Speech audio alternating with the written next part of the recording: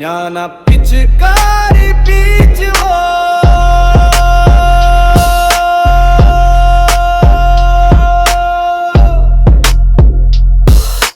உண்மையான ஹோலியை நாம் கொண்டாடுவோம். திருவாங்கடுவோம், நாம் ஹோலி விளையாடுவோம். நாம் ஆத்மாக்கள், சிவனின் குழந்தைகள்.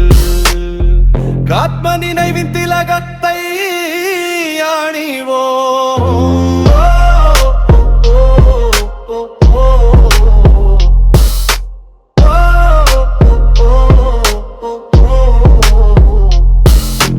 தெய்வீக குணங்களின் நிறங்களால் அலங்கரிப்போம்.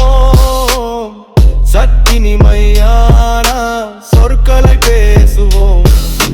மங்களமான சங்கமத்தை சிவனுடன் கொண்டாடுவோம். செல் முழுமையும் பாடல் பணிந்தாடுவோம். பாபாவின் வரங்களை நம் மடியில் நிரப்புவோம்.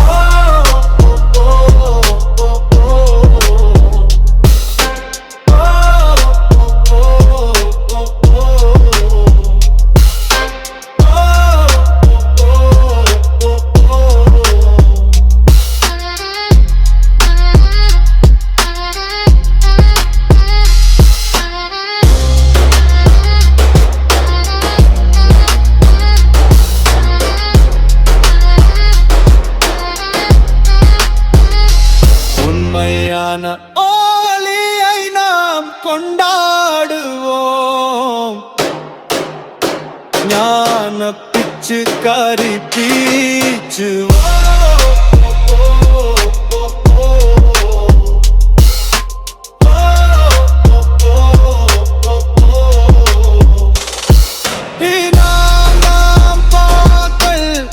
சிவபாபாவின் குழந்தைகள், புனிதமான ஹோலியை நாம் கொண்டாடுவோம்.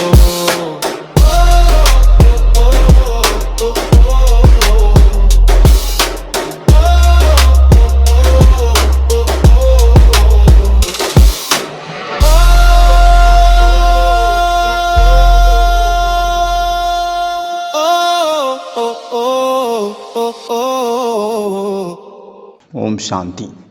மெடிக்கலில் ஒரு டேர்ம்ஸ் இருக்குது பார்த்தீங்கன்னா, கிரீஃப் ரியாக்ஷன். கிரீஃப் ரியாக்ஷன் எப்போவும் யாராவது ஒருத்தருக்கு வீட்டில் ஒருத்தவங்க இறந்துட்டாங்க அப்படின்னா அவங்கள சுற்றி இருக்கிறவங்களுக்கு கிரீஃப் ரியாக்ஷன் அப்படிங்கிற அதை தாண்டி கடந்து போக வேண்டியதாக இருக்குது.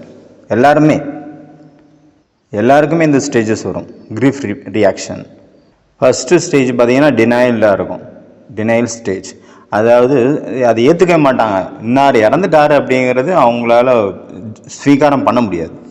அவர் இறந்துட்டாருங்கிறது அவங்க ஏற்றுக்க மாட்டாங்க. அவங்க இருக்கிறாங்க அப்படின்னு தோணும். என்னுடைய அம்மாவாகட்டும், என்னுடைய நண்பனாகட்டும், என்னுடைய தம்பி, அண்ணா, அப்பா, யாருக்கு மேலே ரொம்ப அன்பு இருக்குமோ அவங்க இறந்துட்டாங்க அப்படின்னா அவங்க இறந்து போனதாக இவங்க நம்ப மாட்டாங்க. ஃபஸ்ட்டு அவங்க என் கூட தான் இருக்காங்க, அவங்க இறந்து போனதை அவங்க ஏற்றுக்க மாட்டாங்க. ரெண்டாவது பார்த்தீங்கன்னா கோவம் வரும். இந்த ஆஸ்பத்திரியில் போனதுனால ஆச்சு, இவரால் ஆச்சு, இல்லை என்னால் ஆச்சு, இந்த மெடிக்கல்னால் ஆச்சு, இந்த நர்ஸ்னால் ஆச்சு, இல்லைனா அந்த ஆம்புலன்ஸ்காரனால ஆச்சு இப்படி ஆயிடுச்சு, இல்லைனா வீட்டில் இருக்கிறவங்களால ஆயிடுச்சு இப்படி, இல்லைனா என்னால் தான் ஆச்சு இப்படி, நான் தான் தப்பு பண்ணிட்டேன், நான் வந்து சீக்கிரமாக கூட்டிகிட்டு போயிருக்கணும் ஆஸ்பத்திரிக்கு. தப்பு யார் யாரோட தான் இருக்கும், ஆனால் அவங்க தன்னுடையதான் நினச்சிப்பாங்க. அதனால ரொம்ப கோபத்தில் இருப்பாங்க. பலரை நினச்சிப்பாங்க, தன்னையும் நினச்சிப்பாங்க. அதனால கோபம் அது 2-3 மாதம் இருக்கும். இந்த கோபம் யாரை பார்த்தாலும் கோபம், ஒன்றால் இவரால், அவரால், என்னால் அப்படின்ட்டு ஓடிட்டே இருக்கும் மைண்டில். அதிகமாக சிலருக்கு பார்த்திங்கன்னா 6 மாதம் வரைக்கும் இந்த மாதிரி ஸ்டேஜஸ் அவங்களுக்கு இருக்கும். அப்புறம் 3வது ஸ்டேஜை கிராஸ் பண்ணுறாரு.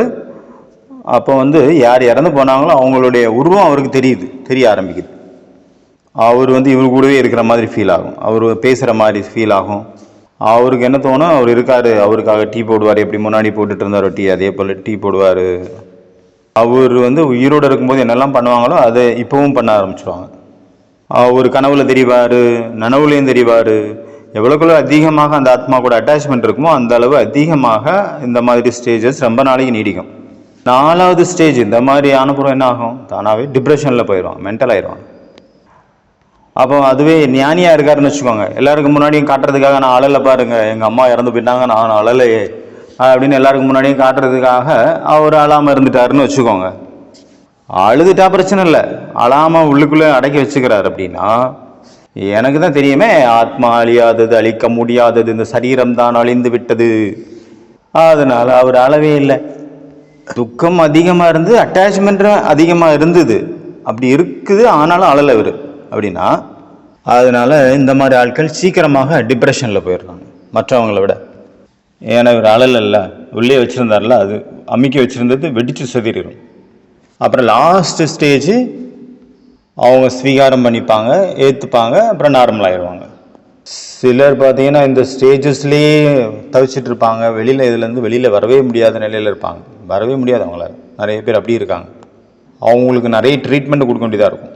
அதுவே யோகியாக இருக்கார், கூடவே மோகம் இல்லை, முதல்லேருந்தே அவருக்கு மோகம் இல்லை, அட்டாச்மெண்ட் இல்லை, டிட்டாச்சாக இருக்கிறாரு, அவர் ஆத்மாங்கிறத புரிஞ்சு அந்த நல்ல யோகியாக இருக்காருன்னு வச்சுக்கோங்க, ஞானி யோகியாக இருக்காருன்னா அவருக்கு இந்த எந்த ஸ்டேஜுமே வராது, 5 ஸ்டேஜுமே எதுலேயுமே வராது.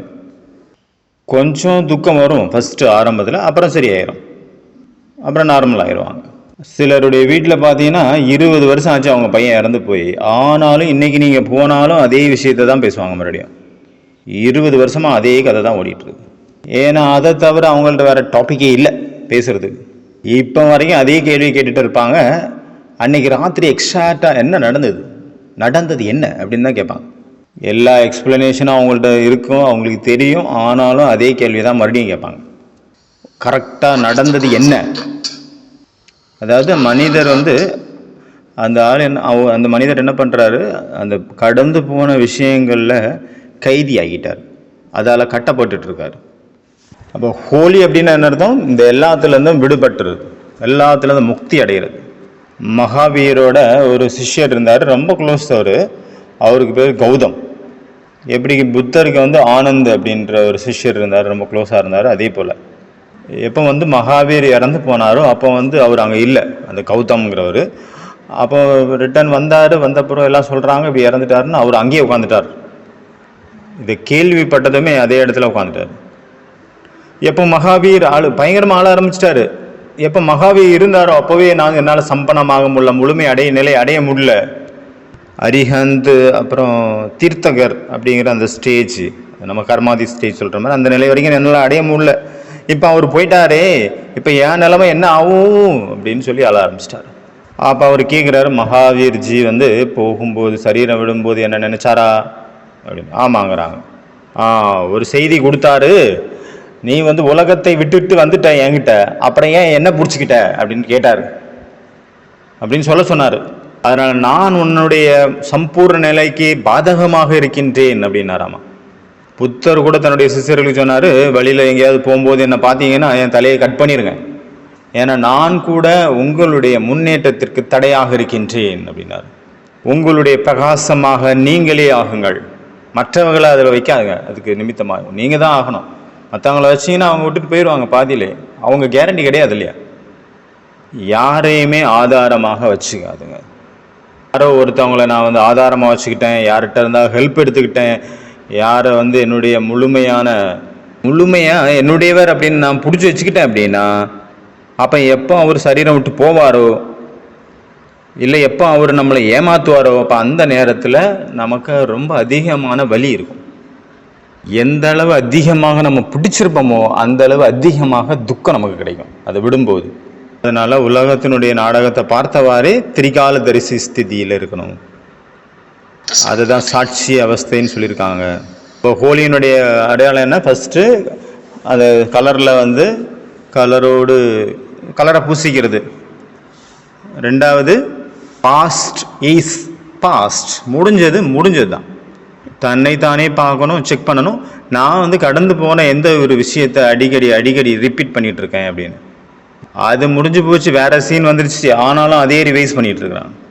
மூணாவது ஹோலி அப்படின்னா அதை எரிப்பது. நிறைய தடவை பார்த்திங்கன்னா பிளானிங் பண்ணுறோம், இந்த சமஸ்காரம் எனக்கு தொல்லை கொடுத்துட்ருக்கு, பிளானிங் பண்ணி அதை அழிக்கணும் அப்படின்னு பிளானிங் பண்ணும்போது அந்த பிளானிங்லேயே நிறைய தடவை மாட்டிக்கிறோம். அதனால் எப்போ சத்தியம் இது சத்தியம் இல்லை அப்படின்னு தெரிஞ்சதாக அப்போ உடனே ஆக்ஷன் அங்கே இறங்கிடணும் களத்தில். பிளானிங் பண்ணோம் அப்படின்னா அந்த பிளானிங்கில் நம்ம செயல்படுத்துறதுக்கு டைம் தாமதமாகும். சில நேரம் அந்த பிளானிங் வந்து ஒர்க் பண்ணாமல் கூட போயிடுது. நமக்கு தெரியுது அமிர்த வேலை தான் அனைத்து கேள்விகளுக்கான பதில் அப்படின்னு தெரிஞ்ச பிறகு அப்புறம் வேற என்ன பண்ணுறது? தெரிஞ்சு போச்சு, இதுதான் ஃபைனல் சத்தியம், அமிர்த வேலை தான் அப்படின்னு தெரிஞ்சு போச்சோ அப்புறம் கூட இது அமிர்த வேலையில் தான் எல்லா பதிலும் கிடைக்கும், எல்லா கேள்விகளுக்கும் அமிர்த வேலை தான். அமிர்தம் குடிக்கக்கூடிய நேரம் 2 மணிலேருந்து 5 மணி வரைக்கும். பாபா வந்து ஒரு தடவை சொன்னார், இங்கே நீங்கள் 1 மணி நேரம் லேட்டாக பண்ணீங்க அப்படின்னா சத்தியுகத்தில் ஒரு ஜென்மம் லேட்டாக வருவீங்க. அவ்யக்த மகா வாக்கியம் இது. நிறைய தடவை பார்த்தீங்கன்னா 11-11:30 வரைக்கும் மீட்டிங் போயிட்டுருக்கு. நிறைய இடத்துல மீட்டிங்கே 10 மணி மேலே தான் ஆரம்பிப்பாங்க. 11:30 முடியுது, 11 மணி முடியுதுன்னு வச்சுங்க. அப்புறம் தூங்கிடுறாங்க லேட்டாக. அப்புறம் காலையில் எந்திரிச்சிடுறாங்க, ஏன்னா அவங்களுக்கு பழக்கம் இருக்குல்ல டெய்லி எந்திரிச்சு, அதனால தானாகவே கண்ணு முழிச்சிடும். காலையில் அமிர்த வேலையில் எந்திரிச்சிடுறாங்க. ஆனால் அது அமிர்த வேலையினுடைய குவாலிட்டி என்னவாக இருக்கும்? தூக்க கலக்கம் நிறைந்ததாக இருக்கும் இல்லையா? அமிர்த வேலை அப்படின்னா விழிப்படைந்த ஜோதியாக இருக்கணும். தூக்கத்தின் பிரபாவத்திலிருந்து சம்பூர்ண முக்தி அடைந்த நிலையில் இருக்கணும். சம்பூர்ண அலர்ட்டாக இருக்கணும். முழுமையாக 100% அலர்ட்னஸ், விழிப்புணர்வு. அதுவும் பார்த்தீங்கன்னா ஈஸியாக, வேறு வழி இல்லாமல், கஷ்டப்பட்டு கிடையாது. ரொம்ப கஷ்டப்பட்டு எந்திரிக்கிறதுக்கு மனசே இல்லை. எவ்வளோ நல்ல கூலிங், குளிர்ச்சியாக இருக்குது, நல்ல தூக்கம் வருது, சுகமாக இருக்குது. ஆஹாஹா, என்ன ஒரு சுகம் தூக்கத்தில். கம்பளி மூடிக்கிட்டால் என்ன ஒரு சுகம். 2 மணி அலாரம் அடிக்குது, பார்க்குறோம், அப்போ இன்னும் கொஞ்சம் நேரம் தூங்கிக்கலாம் அப்படின்னு. அப்புறம் பார்த்தா 3 மணி ஆகிப்போச்சு. அப்புறம் மறுபடியும் உங்களுக்கு இன்னும் கொஞ்சம் நேரம்னு யோசிச்சிங்கன்னா 4 மணி ஆயிரும். அப்புறம் ஓடி 3:45 போய் உட்காந்துட்டீங்க பாபா ரூமில்.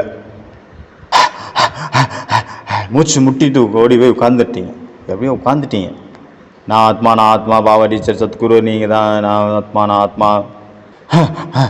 பரந்தாமத்துக்கு போகலாம், அங்கே ஜோதி ஸ்வரூபமாக இருக்கிறாரு, நானும் ஜோதி ஸ்வரூபமாக இருக்கிறேன். இங்கே சிவப்பு கலரில் இருக்குது, அங்கே பிரகாசமாக இருக்குது பரந்தாமம். உங்களுக்கு சாந்தியின் கிரணங்கள், இவங்களுக்கு சக்தியின் கிரணங்கள். இந்த உலகத்துக்கு இஸ்ரேலில் ஈரானில் கொண்டு போடுறான், அவங்களுக்கெல்லாம் ஒரு சாந்தி சக்தியை கொடுத்தாச்சு, அவ்வளோதான், சூப்பர். அப்புறம் அடுத்த டாபிக், பாபா வந்து எனக்கு இந்த பிரச்சனை, எனக்கு இது சரி பண்ணுங்கள், அது சரி பண்ணுங்கள். அந்த எதிர் வீட்டு ஆள் ஒரே கத்திட்டுருக்கா, என் கீழ் வீட்டு மாடிக்கு கீழே இருக்கிறவர் வந்து ஒரே எனக்கும் அவருக்கும் ஆகலை, அவர் கொஞ்சம் சரி பண்ணிடுங்க. அவங்க மனசை மாற்றி தெய்வீகமாக மாற்றி என் கூட சந்தோஷமாக ஹாப்பியாக சம்பந்தத்தில் கொண்டு வாங்க பாபா. என்னுடைய கால் வலி, இடுப்பு வலி கொஞ்சம் அதிகமாக இருக்குது, முட்டி வலி, அதை கொஞ்சம் சரி பண்ணுங்கள். என் ஹஸ்பண்டை ஞானத்துக்கு கொண்டு வாங்க முதல்ல, அந்த ஆள் தொல்லை தாங்கலை. அப்புறம் என் மூலமாக எவ்வளோ சேவை வேணுமோ செஞ்சுக்கிங்க பாபா. சரி, 4:45 வரைக்கும் இதெல்லாம் பண்ணியாச்சு. 4:45 ஆனோடனே சரி முடிஞ்சுது யோகா. அப்போ வா என் செல்லமே அப்படின்னு கட்டில் கூப்பிடுது.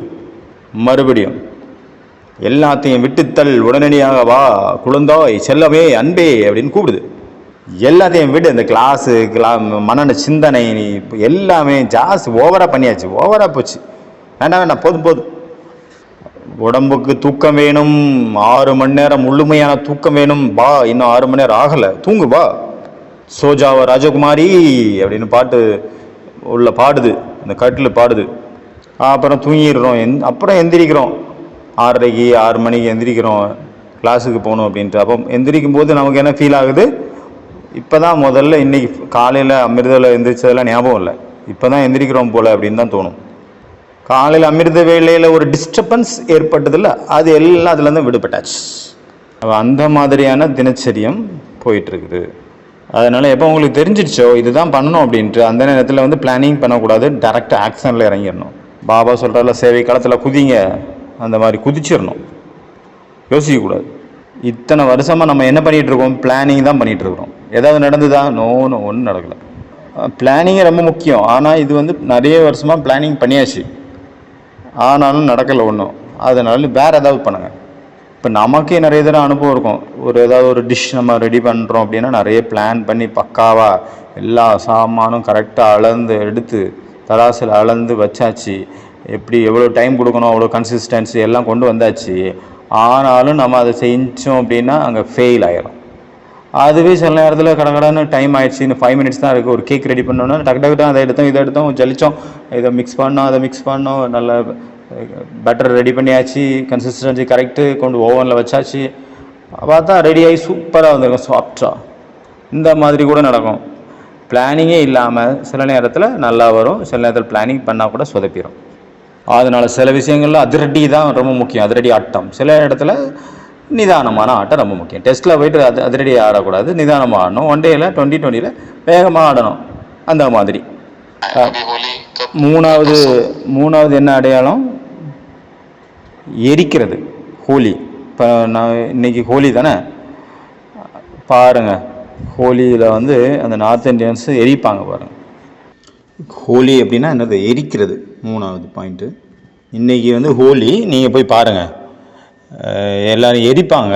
அது எப்படி எரியுது அப்படிங்கிறத போய் பாருங்கள். எரிக்கும்போது ஒரு தடையாவது கண்டிப்பாக பார்க்கணுங்க.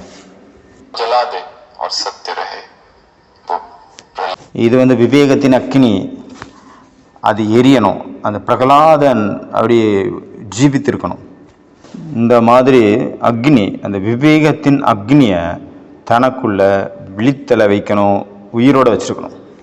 4வது அடையாளம் ஹோலி அப்படின்னா கொண்டாடுறது, செலிப்ரேஷன், ஜாய், என்ஜாய்மெண்ட், என்டர்டைன்மெண்ட். இந்த மரியாதைகள் வந்து நம்மளுடைய துக்கத்துக்கு காரணமாகிடக்கூடாது. அதாவது ஸ்ரீமத்து நம்மளுடைய துக்கத்துக்கு காரணமாகிடக்கூடாது. இது எல்லாம் நம்மளுடைய என்ஜாய்மெண்ட்டாக மாறிடணும். இதெல்லாம் எப்போ நடக்கும் அப்படின்னா, எப்போ அந்த ஆத்மா அதீந்திரிய சுகத்தை டேஸ்ட் பண்ணிடுச்சோ அதுக்கப்புறம் தான் இதெல்லாம் நடக்கும். இல்லைனா ஃபுல் டே ஆத்மா என்ன பண்ணிருக்கு, சிலருடைய விசேஷத்தா, சிலருடைய விஷயங்கள், இல்லை சேவையிலே நிறைய பேர் அடிமையாயிடுறாங்க. இந்த சேவை தான் எனக்கு வேணும், எனக்கு கிச்சன் சேவை தான் வேணும், அதுலேயும் நான் சப்பாத்தி தான் சமைக்க தான் செய்வேன், ஆனால் க்ளீனிங் எல்லாம் பண்ண மாட்டேன், அது யாரோ பண்ணிக்கிங்க. அப்புறம் எனக்கு ஸ்டேஜில் தான் பேசணும், நான் இவ்வளோ படிச்சிருக்கேனே, நான் இந்த வேலையை செய்யலாமா? என்ன சேவை கொடுத்துருக்காங்க பாருங்கள், எனக்கு க்ளீனிங் சேவை கொடுத்துருக்காங்க, நான் எம்புட்டு படிச்சிருக்கேன். இதெல்லாம் என்னது? சேவைக்கும் படிப்புக்கும் என்ன சம்பந்தம்? தாதிகள் ஒன்றுமே படிக்கலை, ஆனால் அட்மினிஸ்ட்ரேஷன் கெட் ஆகிட்டாங்க. அவங்களுக்கு படித்தவங்களாம் அவங்களுக்கு கீழே தான் இருந்தாங்க. அந்த மாதிரி படிப்பு எங்கே? லௌகீக படிப்பை வச்சு என்ன பண்ணுவீங்க? சாம்பார் கூட பண்ண முடியாது. நானும் கூட சின்ன வயசில் நினச்சிருந்தேன் படிப்புறது வந்து மிகப்பெரிய மகான் செயல் அப்படின்ட்டு. படித்து முடிச்சு வேலைக்கு போனப்போ தான் தெரியுது, அங்கே என்னெல்லாம் சொல்லி கொடுத்தாங்களோ அங்கே எதுவுமே சைட்டில் யூஸ் ஆகலை, ஒர்க்கில் யூஸே ஆகலை, 0. அப்போ படித்து கஷ்டப்பட்டு மனப்பாடம் பண்ணி மண்டையை உடைச்சி அவ்வளோ டிப்ரெஷனில் படித்து எழுதி பாஸ் ஆகி நல்ல மார்க் வாங்கி ஒரு பைசாவுக்கு பிரயோஜனம் இல்லை. ஃபெயில் ஆனவங்கெல்லாம் பெரிய பெரிய உத்தியோகத்தில் லட்சக்கணக்காக சம்பாதிச்சுட்டு இருக்காங்க மாத கணக்கில். ஆனால் நிறைய மார்க் எடுத்த பிறகு கூட நமக்கு அது யூஸ் ஆகலை, ஒரு பைசாவுக்கு யூஸ் ஆகலை. படிச்சிருக்கேன் அப்படின்னு நினைக்கிறதே என்ன, அதுவே ஒரு மாயா. எது வரைக்கும் ஆத்மா மிருத வேலையில் முழுமையாக சரீரத்திலிருந்து விடுபட்டு ஆத்மஸ்வரூபத்தில் நிலைக்கலையோ அது வரைக்கும் அந்த பவர் நமக்குள்ளே வராது. எல்லா கேள்விகளுக்கும் பதில் யோகா மட்டும்தான். அசரீர நிலை எது வரைக்கும் எந்த டைமென்ஷனில் நம்ம லைஃப் இது வரைக்கும் போயிட்டு இருந்ததோ அந்த டைமென்ஷன்லேருந்து எப்போ நான் வந்து மாற்றி வேறு டைமென்ஷனில் போகலையோ அது வரைக்கும் அந்த கேள்விக்கான பதில் கிடைக்காது. நீங்கள் என்ன தேடிட்டு இருக்கீங்களோ அதற்கான கேள்விக்கான பதில் அந்த இடத்த விட்டு அது வரைக்கும் நீங்கள் வெளியே வரல. இவர் இப்படி பண்ணார், அவர் அப்படி பண்ணார், இவர் இப்படி பண்ணார், இவர் இந்த மாதிரி முறைச்சார், இந்த மாதிரி பேசினார், அதுக்கு வட்டத்துக்குள்ளேயே உழண்டுட்டு இருக்கிறீங்க அப்படின்னா அந்த கேள்விக்கான பதில் கிடைக்காது. அதுலேருந்து விடுபட முடியாது.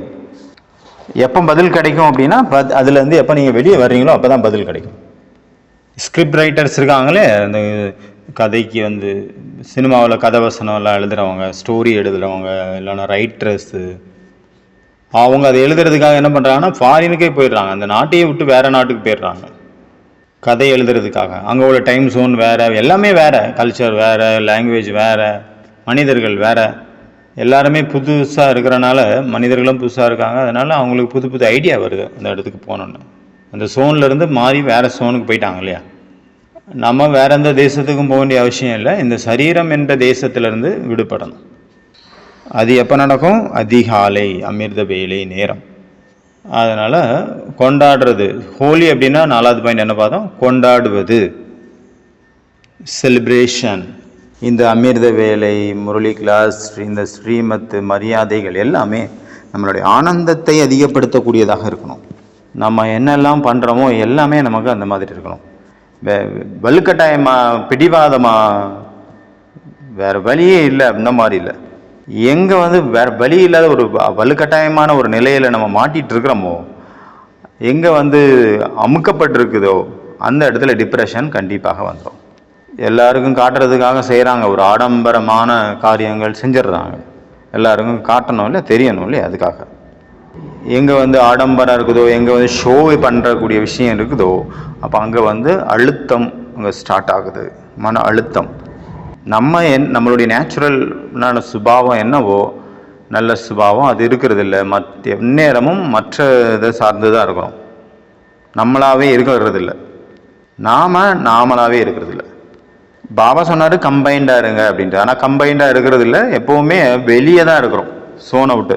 இந்த கதியில் உட்காந்து யோகா பண்ண வைக்கிறவருக்கும் அது அங்கே போய் யோகா பின்னாடி சேரில் உட்காந்து யோகா பண்ணுறதுக்கும் ஸ்திதியில் டிஃப்ரெண்ட் இருக்குது.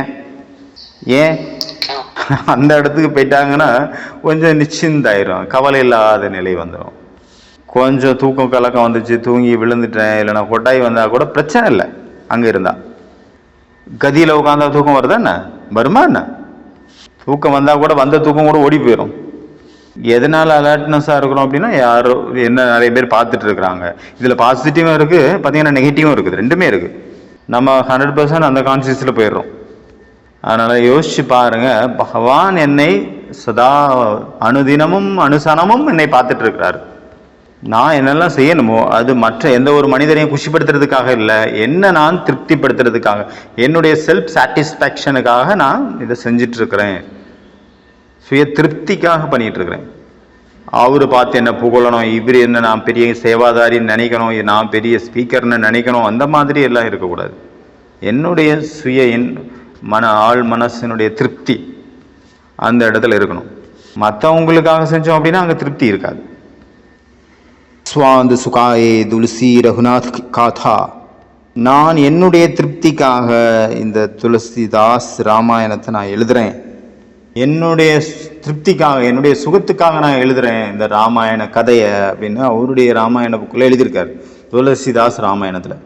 நான் பண்டிதனாகிறதுக்கு எழுதலை, யாருக்கும் பார்க்கணும் அப்படிங்கிறதுக்காக நான் எழுதலை, எனக்கு அவார்டு கிடைக்கும் அதுக்காக நான் எழுதலை. என்னுடைய இந்த எழுத்துக்கள் தான் என்னுடைய மெடிடேஷன், என்னுடைய வாழ்க்கையே மெடிடேஷன். அதனால கொண்டாட்டம், செலிப்ரேஷன். ஹோலி அப்படின்னா செலிப்ரேஷன். அடுத்தது அடையாளம் என்ன, அடுத்து என்ன சொன்னார் பாபா? பார்த்தீங்கன்னா இந்த இடத்துல உதாரணம் கொடுத்தாரு, கோக்கியினுடைய உதாரணம் கொடுத்தாரு.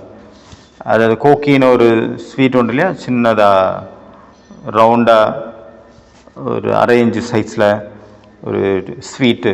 அதில் சோம்பெல்லாம் போட்டிருப்பாங்க, லைட்டாக மைல்டாக இருக்கும் ஸ்வீட்டு. சப்பாத்தி மாவில், அந்த கோதுமை மாவில் பண்ணியிருப்பாங்க. சாப்பிட்ருப்பீங்க எல்லோரும். ரொம்ப கனமாக இருக்கும், அப்படி பெருசாக இருக்கும், உடச்சி கொடுத்துருப்பாங்க, சாப்பிட்ருப்பீங்க. லைட்டாக மைல்டாக தான் இருக்கும், ரொம்ப ஒன்றும் ஸ்வீட் இருக்காது. அதில் பாபா என்ன சொன்னார், அதில் நூலை கட்டி அதை வேக வைப்பாங்க அப்படின்னு. இப்போ சரீரம் வினாஷி, அழியக்கூடியது, ஆத்மா அழியாதது. அந்த நூல் சரீரமாக காட்டியிருப்பாங்க, அது அழிஞ்சு போயிடும், எரிஞ்சிடும், ஃபயர் ஆயிரும் அந்த வேக வைக்கும்போது. அப்புறம் கோக்கி தனியாக வந்துடும், அதாவது இந்த ஆத்மா, உயிர். இதனுடைய அடையாளமாக காட்டியிருக்காங்க அப்படின்னு பாபா எக்ஸாம்பிளுக்கு சொன்னார். இது கூட பார்த்தீங்கன்னா ஒரு ஹோலியினுடைய அடையாளத்தை காட்டியிருக்காங்க. இந்த உடல் அழிஞ்சு போயிடும், ஆனால் ஆத்மா அழியாது. எது வரைக்கும் நான் அந்த உடம்புல இருக்கணும் அது வரைக்கும் இருக்குது, அவ்வளோதான். அதுக்கப்புறம் அழிஞ்சு போயிடும். அதனால இந்த உடம்புல நான் எது வரைக்கும் இருக்கணும் அது வரைக்கும் என்னால் என்னெல்லாம் காரியம் செய்ய முடியுமோ அந்த காரியம்லாம் செய்யணும். சரீரம் சேவைக்காக மட்டும்தான், தபஸ்யாவுக்காக மட்டும்தான். இந்த சரீரத்தை நம்ம எவ்வளோ போக விலாசத்தில் நம்மளே மூழ்கி அடிப்போமோ அந்த அளவு ஆத்மா கீழே போயிடும், கீழ்நிலைக்கு போயிடும். அதனால் இந்த உடம்பு அப்படிங்கிறது ஒரு டூல், ஒரு சாதனம். இதை யூஸ் பண்ணணும் நம்மளுடைய முன்னேற்றத்துக்காக, சுய முன்னேற்றத்திற்காக. அதையும் நல்லா பார்த்துக்கணும். இதை நோயற்றதாக வச்சுக்கணும், ஆரோக்கியமாக வச்சுக்கணும். இந்த உடம்புக்கு ஏதாவது வியாதி வந்துருச்சுன்னா யோகா பண்ண முடியுமா? யோகா நடக்கவே செய்யாது. அவ்யக்த மகா வாக்கியம் பாபா சொன்னார், ஆச்சரியக்குறி. அடிக்கடி யார் தன்னுடைய தவறுனால வியாதிக்கு உட்பட்டு வியாதியில் ஆக்கிரமிக்கப்படுறாங்களோ அவங்க யோகி கிடையாது. பாப் தாதா அவங்கள யோகின்னு சொல்ல மாட்டார். சில நேரம் தலைவலி, சில நேரம் கால்வலி, மேல்வலி, கைவலி, ஜலதோஷம், காய்ச்சல் மாற்றி வந்துட்டு இருக்கு, ஏதாவது ஒரு வியாதியில் மாட்டிக்கிட்டே இருக்காங்க. கண்டதை சாப்பிட்றாங்க, அப்புறம் வயிறு சரியில்லாமல் போயிடுது, அப்புறம் கால் வலி, முட்டி வலி, இடுப்பு வலி, ஏதாவது ஒன்று ஆகிட்டே இருக்குது. குதிகால் வலி, எல்லா வலியும் வந்துடுது. யாருக்கு வந்து தன்னுடைய வியாதியிலேருந்து முக்தி அடையணும் அப்படின்னு அவங்களுக்கு ஆசை இருக்கோ உள் மனசில், அப்போ அதற்கான மார்க்கமானது அவங்களுக்கு தானாகவே கிடைக்கும். கீதாஞ்சலியில் வந்து ரவீந்திரநாத் தாகூர் எழுதியிருக்காரு. அவருடைய கவிதையில் எழுதியிருக்காரு, நான் பகவானை வந்து தேடிட்டே இருந்தேன், 4 பக்கமும் தேடிட்டு இருந்தேன். ஒரு நாள் ஒரு இடத்துல எழுத போயிட்டு இருந்தது, பகவானுடைய வீடு மேலே ஆகாயத்தில் இருக்குது அப்படின்ட்டு. அது வரைக்கும் தெரில எனக்கு அந்த விஷயம். எழுதுனது தெரிஞ்சு போச்சு, இப்போ அங்கே தான் இருக்கிறார் அப்படின்னு. அங்கே நான் போனால் பார்த்தா அங்கே ஏணிப்படி இருந்தது, படிக்கட்டுகள் இருந்தது, அங்கே எழுதியிருந்தது இது பகவானுடைய இல்லம் அப்படின்னு. பல ஜென்மங்களாக நான் தேடிட்டு இருந்தேன் பகவானை, நாலாபுரத்திலும் எல்லாம் சுற்றி தேடிட்டு இருந்தேன். ஆனால் இப்போ எனக்கு பகவான் கிடைத்து விட்டார், அவர் எங்கே இருக்காருன்னு தெரிஞ்சு போச்சு. எனக்கு குஷிக்கு என்னுடைய சந்தோஷத்தை சொல்கிறதுக்கு வார்த்தையே இல்லை, அவ்வளோ சந்தோஷமாயிட்டேன். எப்போ வந்து அவர் அந்த படிக்கட்டுகளில் காலடி எடுத்து வச்சாரோ அப்போ அவருக்கு என்ன வந்தது, நம்ம அங்கே போனோம் அப்படின்னா உண்மையிலேயே அங்கே பகவான் இருந்தால் என்ன பண்ணுறது. அப்போ என்ன சொல்கிறார் அவர், நான் முதல்ல என்னுடைய செப்பலை என் கையில் எடுத்துக்கிட்டேன். அதாவது அவங்க சப்தமே வரல, யாராவது நான் தான் கடவுள் வா உள்ளவான்னு கூப்பிட்டு எனக்கு அது கேட்காம போச்சுன்னா என்ன பண்ணேன், செப்பல் சத்தத்தில் அதனால் செப்பலை கையில் எடுத்துக்கிட்டேன். மேலே மெதுவாக நடந்து போனேன். அந்த கதவு இருந்தது, அந்த கதவு வரைக்கும் போய் சேர்ந்துட்டேன். டக்குன்னு தட்டினேன். அதாவது தட்டுறதுக்கு கையை எடுத்துகிட்டு போனேன். அதுக்குள்ளே ஒரு பயம் வந்துடுச்சு எனக்குள்ளே. ஒருவேளை நான் கதவை தட்டினேன், அங்கே உண்மையிலேயே பகவான் இருந்து அது கதவை திறந்து அவர் வந்து என்னை கூட்டிகிட்டு போயிட்டாருன்னா என்ன பண்ணேன், பல ஜென்மங்களாக நான் அலைந்த அந்த அலைச்சலெல்லாம் என்ன ஆகும். இவ்வளோ நாளாக நான் அலைஞ்சிட்டு இருந்தனே, யோகா எப்படி பண்ணுறது, அமிர்தவேளை யோகா எப்படி பண்ணுறது, பிரம்மச்சரியத்தை எப்படி பாலனை பண்ணுறது, கர்மாதித்த நிலையை எப்படி அனுபவம் பண்ணுறது, வீட்டிலே இருந்தவாறு எப்படி பிரம்மச்சரியத்தை ஃபாலோ பண்ணுறது, வீட்டில் எப்படி பேலன்ஸ்டாக இருக்கிறது, அலௌகீகம், இந்த மாதிரியான எல்லா தேடல்களும் இருந்தது. அந்த தேடல் என்ன ஆகும், தேடல்கள் எல்லாம் முடிஞ்சு போயிருமே. இதை வந்து தேடி ஒவ்வொரு ஆள்கிட்டையும் நான் கேட்டுட்டு இருந்தேனே, கோயிலுக்குள்ளே அலைஞ்சிட்டு இருந்தேனே லௌகீகத்தில் பார்த்தீங்கன்னா. அப்போ அந்த தேடல்கள் என்ன ஆகும், அது நின்று போயிருமே. அந்த ஒரு டேஸ்ட்டு நான் பழகி வச்சுருக்கிறேனே, அந்த கேட்டு அலைஞ்சு இருக்கிறது, அந்த பழக்கம் சுபாவம், அது என்ன ஆகும், எல்லா கேள்விகளுக்கும் பதில் கிடச்சிருச்சுன்னா என்ன பண்ணுறது, என்ன யோகா பண்ணால் என்னுடைய முட்டி வலி சரியாகும், அப்படி நான் யார்கிட்ட போய் கேட்குறது. அதனால் இந்த உடம்பு வந்து அழியக்கூடியது, ஆத்மா அழியாதது. உட்கார்ந்து இதை பிரயோகப்படுத்துங்க. அப்போ தான் அந்த தேகத்தின் மீது உள்ள அந்த ஆசக்தி, அந்த அட்டாச்மெண்ட் வந்து உடைப்படும்.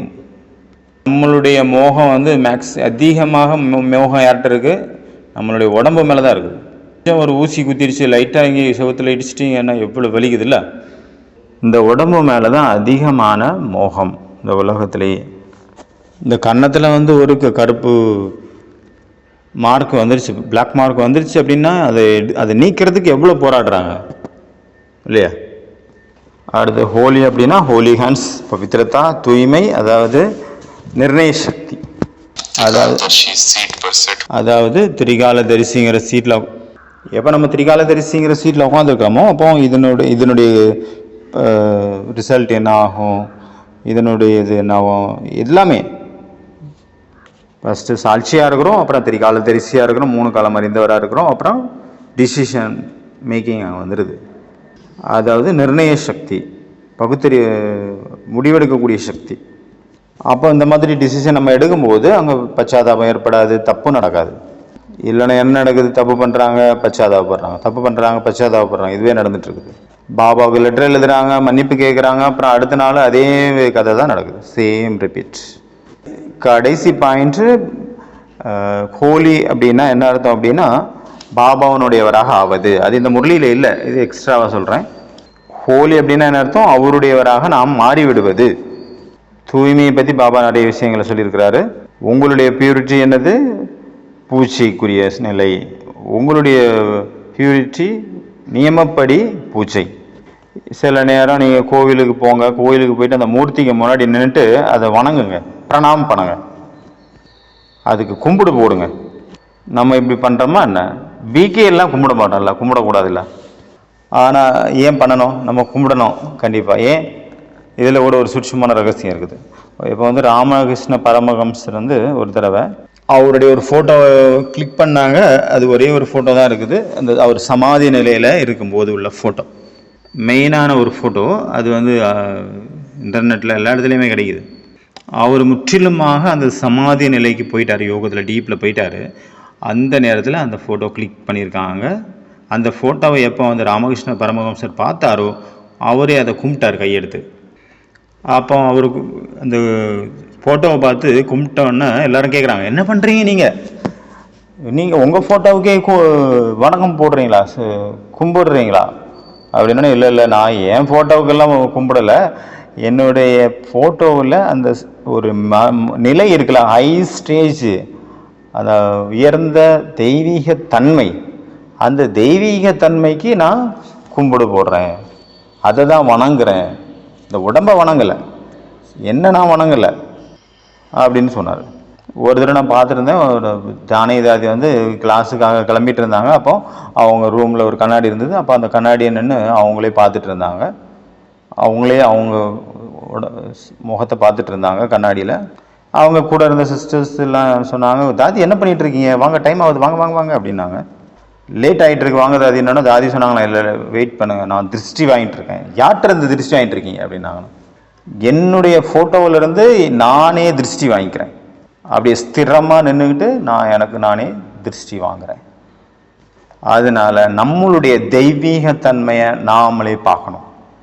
அப்போ எல்லாத்த விட ரொம்ப உயர்ந்த இடம் இது கோவில். நம்மளுடைய வணக்கங்கள் அந்த தேவி தேவதைகளுக்காக, அந்த கிருஷ்ணருக்கோ அந்த லட்சுமி நாராயணனுக்கோ ராமருக்கோ கிடையாது. நம்மளுடைய வணக்கங்கள் யாருக்காக, அவங்களுடைய அந்த தெய்வீக சக்திகள், அந்த தெய்வீக மனநிலைக்காக, அந்த உயர்ந்த ஸ்திதிக்காக. அதனால் 2 காரியம். ஒன்று வந்து ஹோலியை வந்து எரிப்பாங்களே, அதை பார்க்கணும். புதன்கிழமை செவ்வாய்க்கிழமை வந்து திங்கள் செவ்வாய் புதன் எரிப்பாங்க, ஏன்னா ஹோலி வந்து புதன்கிழமை. 2வது வந்து கோயிலுக்கு போங்க, கோயிலில் போய் அந்த மூர்த்தியை பாருங்கள், என்ன தெய்வீகத்தன்மை இவருக்குள்ளே இருக்குது, என்ன ஒரு தெய்வீக குணம் இருக்குது, அதை பார்க்கணும். நம்மளும் இதே மாதிரி ஆக போகிறோம். சாகார முரளியில் பாப்பா சொல்கிறார்ல, மூர்த்திக்கு முன்னாடி போய் நின்றுட்டு பாருங்க, ஓஹோ ஆஹா நான் இதே மாதிரி ஆக போகிறேன் அப்படின்னு. பிரம்மா பாபா பார்த்துட்டு அப்படி டான்ஸ் ஆடுவார்னு சொல்லுவாங்கள்ல, நான் இந்த சின்ன ஸ்ரீகிருஷ்ணர் போல ஆக போகிறேன் அப்படின்னு சின்ன ஸ்ரீகிருஷ்ணர் மாதிரி டான்ஸ் ஆடுவார். இந்த 2மே நம்ம ப்ராக்டிஸ் பண்ண வேண்டியது. ஓகே, ஞாபகம் வச்சுக்கோங்க. வேற என்ன அடுத்த பாயிண்ட் பாபா சொன்னார், வரதானத்தில் என்ன சொன்னார் பாபா, யார் உங்களுக்கு அட்வைஸ் பண்ணுறாங்களோ அவங்களையும் உங்களுடைய சுப சிந்தகர்களாக, வெல்விஷராக புரிஞ்சுக்கோங்க. அப்போ நீங்கள் வந்து யாருக்கு மேலேயும் உங்களுக்கு எந்த ஒரு இதுவும் வராது. யாரும் ரொம்ப பெரிய பவர்ஃபுல்லான ஆளுக்கிட்ட நம்ம கைக்கு மேலே கை வச்சுருக்குறோம் அப்படின்னா எவ்வளோ நிச்சயந்தாக இருப்போம், எந்த ஒரு கவலையும் இல்லை, அவர் பார்த்துப்பார் அப்படின்ட்டு ஒரு தாட்டும் இருக்காது நமக்கு. இப்போ நம்மளுடைய கை யாருடைய கைகளில் இருக்குது, பாபா சொல்ல, குழந்தாய் உன்னுடைய கரங்கள் இப்போ என்னுடைய கைகளில் இருக்குது. அப்போ நிச்சயந்தாக இருக்கணும், கவலை இல்லாமல் இருக்கணும். என்ன கவலை, எல்லாமே அவர். அந்த மாதிரி கவலை இல்லாமல் இருக்கக்கூடிய ஆத்மாக்களுக்கு, அந்த மாதிரி பரமாத்மாவனுடைய தொடர்பு அப்படிங்கிற சாயத்தை பூசிக்கொள்ளக்கூடிய ஆத்மாக்களுக்கு, அந்த மாதிரியான ஹோலி ஹன்ஸ் புனித அன்னப்பறவைகளுக்கு, அந்த மாதிரி திரிகாலதரி சிஸ்தீட்டில் இருக்கக்கூடிய சாட்சி பார்வையாளர்கள் இருக்கக்கூடிய நிர்ணய சக்தி உடைய ஆத்மாக்களுக்கு, அந்த மாதிரி பாபா கூட இணைந்து இருக்கக்கூடிய ஆத்மாக்களுக்கு, தூய்மையான ஆத்மாக்களுக்கு, இந்த மாதிரி கடந்ததை கடந்து போனதாக நினைத்து புற்றுப்புள்ளி வைக்கக்கூடிய ஆத்மாக்களுக்கு, பாபாவை தன்னுடைய கம்பெனியனாகவும் ஆக்கிக் கொள்ளக்கூடிய குழந்தைகளுக்கு, அலட்சியம் மற்றும் சோம்பேறித்தனத்தை விட்டு தள்ளக்கூடிய ஆத்மாக்களுக்கு, ரியலைசேஷன் பவர் மூலமாக, உணரக்கூடிய சக்தியின் மூலமாக தன்னைத்தானே மாற்றிக்கொள்ளக்கூடிய ஆத்மாக்களுக்கு, திட சங்கல்பம் உடைய திடமான உறுதியான எண்ணம் உடைய ஆத்மாக்களுக்கு, ஞானம் குணம் சக்திகள்ங்கிற கலர்களில் நிறத்தில் வந்து தன்னைத்தானே அந்த கலரோடு கலராக மூழ்கிவிடக்கூடிய ஆத்மாக்களுக்கு பாப் தாதா தாய் தந்தையினுடைய அன்பு நினைவுகள் மற்றும் நமஸ்காரம். मीठे मीठे सीख लेते बच्चों प्रति माता पिता बाप दादा का याद प्यार और गुड मॉर्निंग. रूहानी बाप की रूहानी बच्चों को नमस्ते, रूहानी बच्चों की रूहानी बाप को याद प्यार गुड मॉर्निंग और नमस्ते. ओम शांति.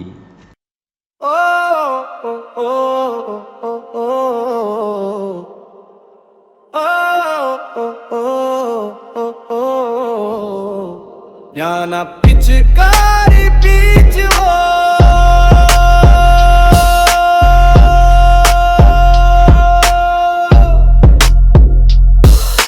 உண்மையான ஹோலியை நாம் கொண்டாடுவோம், திருவாங்காடுவோம், நாம் ஹோலி விளையாடுவோம். நாம் ஆத்மாக்கள், சிவனின் குழந்தைகள், ஆத்ம நினைவின் திலகத்தை அணிவோம்.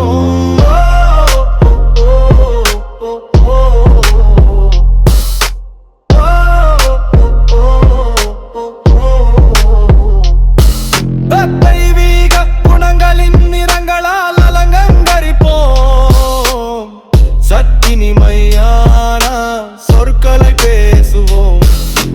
மங்களமான சங்கமத்தை சிவனுடன் கொண்டாடுவோம், முழுமையும் பாடல் பணிந்தாடுவோம். பாபாவின் வரங்களை நம் அடியில் நிரப்புவோம்.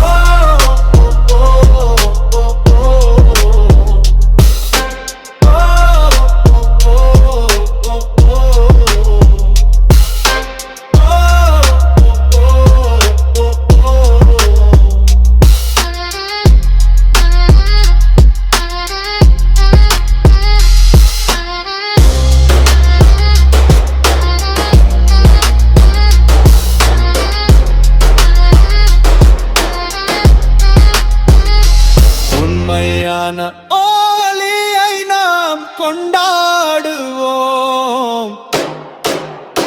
ஞான பிச்சுக்காரி பீச்சுவோம்.